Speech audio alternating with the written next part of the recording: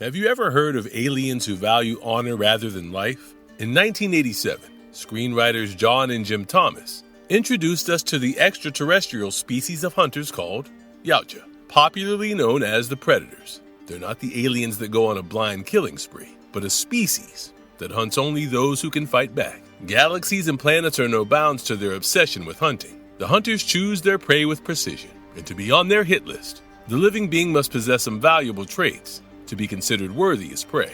In today's video, we'll explore why hunting is such a huge deal for the Yautja and the code of honor that binds them with some regulations. But before we proceed, please take a moment to click on the like and subscribe buttons to support our channel.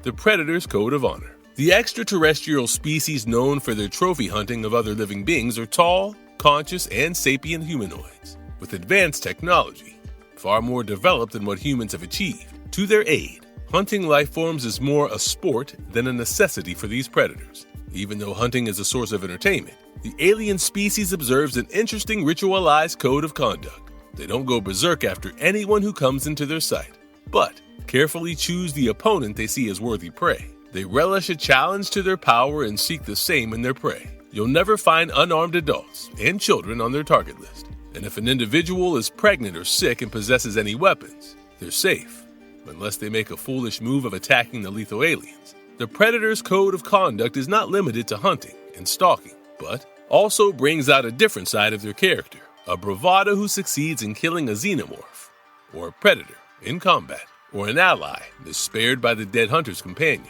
They even offer such individuals a unique gift as a symbol of respect.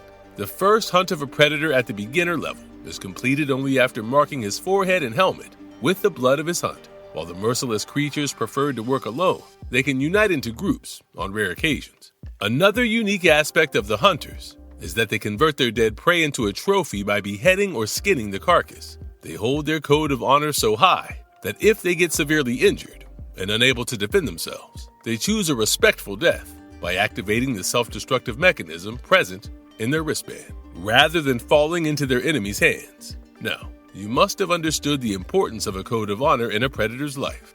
Criteria for worthiness. Hunting challenging and dangerous prey is proof of a hunter's worth. The Yautja follow their code of honor when choosing their prey.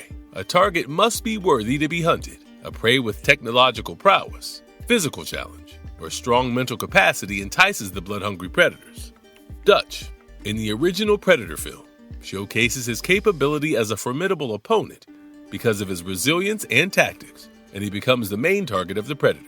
The code of honor does not allow them to target pregnant women, even if they carry arms.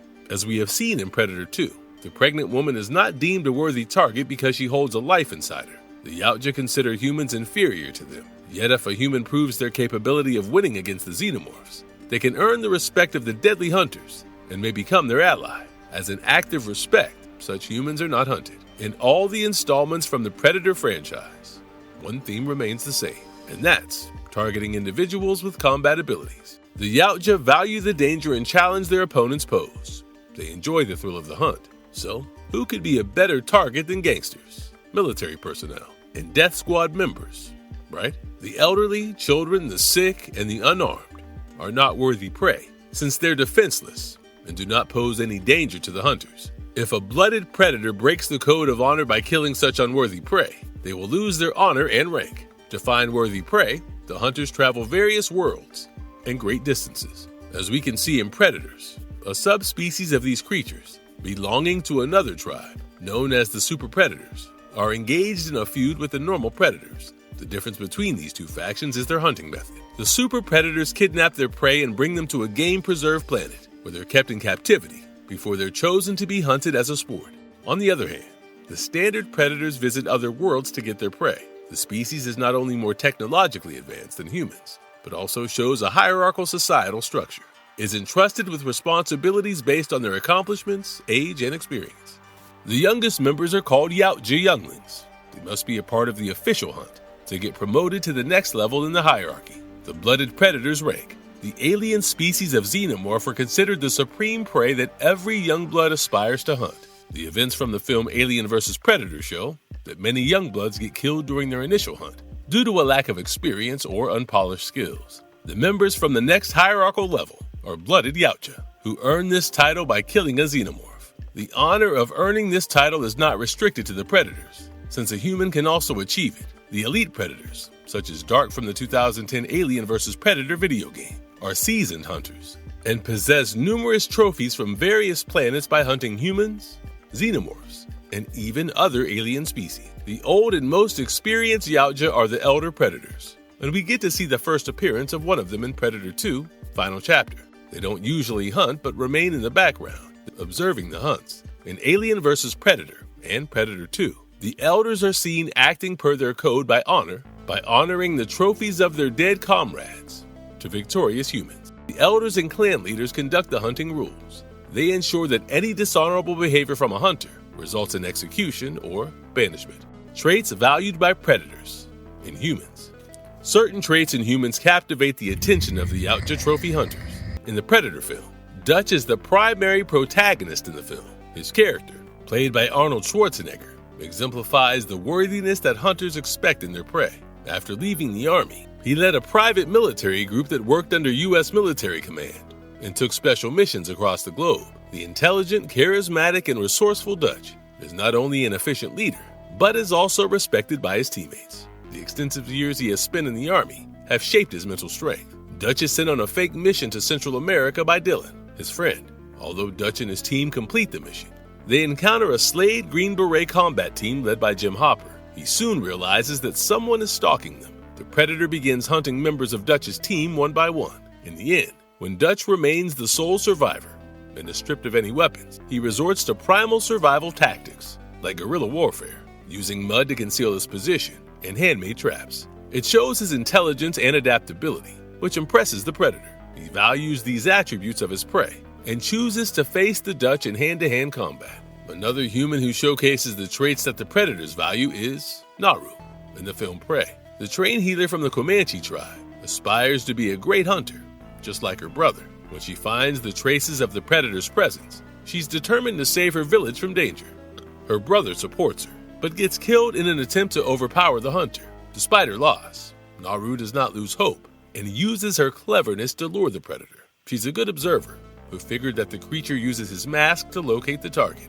She knocks it off and steals his spear gun. She uses the mask and the weapon to kill the Predator, then brings his severed head as a trophy to her tribe. She doesn't win against the brutal killer with physical supremacy, but with her unwavering determination and strategic brilliance. In Predator 2, Los Angeles police officer Mike Harrigan portrays the same desirable characters the Yautja values. During the summer of 1997, he's investigating gang war crimes when a Predator attacks the police officers. While the government tries to capture the alien to gain his high-tech weaponry, Mike is set on killing the danger once and for all. After the defeat, the Predator attempts to activate the self-destructive mechanism, following the Code of Honor, which could have destroyed a large part of Los Angeles. But Mike prevents that terrifying possibility. When the creature's comrades arrive to take his carcass with them, Mike is awarded an antique pistol as a trophy for his bravery by one of the Predators. These examples verify that the Yautja value traits such as intelligence, combat skills, resourcefulness, and resilience in humans.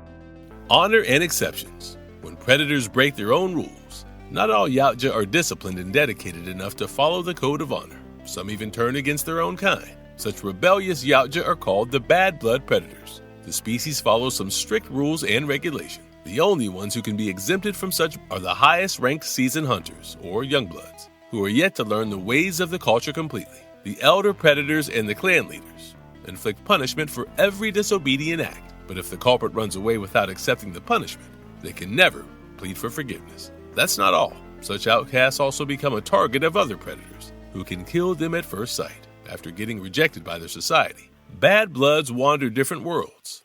They grow more hostile and become mentally unstable. Predators with the titles of Enforcer and Elite, ranked predators known as Battle Masters, are tasked with the elimination of the bad blood predators. The Devil from Predator, Dark River, and Tichinde, an ill-tempered, unblooded predator from Prey, are some of the examples of the bad blood predators. Tichinde was disobedient and disrespectful to Yautja. Eager to achieve the position of the clan leader, he selfishly leaves his wounded superior to die and announces himself as the leader. He attacks unarmed humans, which is against the code of honor, and thus he's branded as a bad blood. When the previous leader, Dachande, is betrayed by Tachinde and finds that the bad blood has a child's skull in his trophy bag, he punishes him with death for dishonoring the honor code of the Yautja species. The ritual and meaning of the hunt. The Yautja take pride in hosting their achievements. The Yautja take pride in boasting their achievements. After every successful hunt of worthy prey, they collect trophies that are often part of the victim's body or items they value. While they like to wear small trophies such as ornaments, the larger ones are displayed in the trophy cabinet. The most common trophy a Yautja possesses is a skull of their prey. The meticulous removal of the skull, cleaning it of any muscle and flesh, and removing the brain exhibits the hunter's skill. Sometimes, the entire carcass is taken as a trophy, cleaned of all the skin, eviscerated, and hung at a great height by the feet. Such trophies are left as a warning or a symbol of supremacy to whoever discovers them. The trophies can also be objects. The elder predator gifted Mike Harrigan a pistol, which he had taken from a Frenchman. Hunting is not limited to only a sport and a sense of pride. It also has ritualistic significance in Yautja culture. A special kind of hunt in all predator communities initiates the process of a young blood to attain adulthood. This ritual is called the blooding ritual. The sufficiently trained young blood hunters participate in their first hunt, which is usually supervised by predators of elder, clan leader, ancient, or elite ranks. These hunts are pre-planned at pre-selected locations, such as Ryushi Planet and Earth, where the participants must kill xenomorphs. Although the majority of young hunters fail to make it alive, those who kill a xenomorph use the dead prey's blood to mark their forehead. Such marked predators become the blooded Yautja. The finger of a dead xenomorph is broken off and used to draw the mark. The acidic blood burns the hunter's skin, leaving a permanent mark behind. The hunt winners can either blood themselves or each other, like Scar from Alien vs. Predator, or blood Alexa Woods, a human, along with their foreheads. The Yautja also mark their biomasks.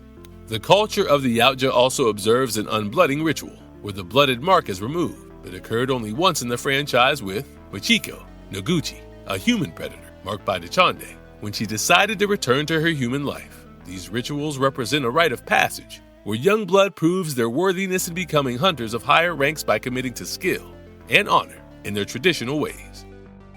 Marvelous verdict.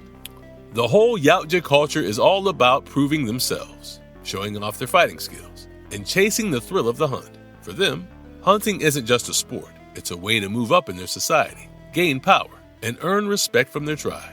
And that's a wrap for today's video. Drop your thoughts in the comments. Let us know what topics you'd like to cover next, and we'll catch you in the next one.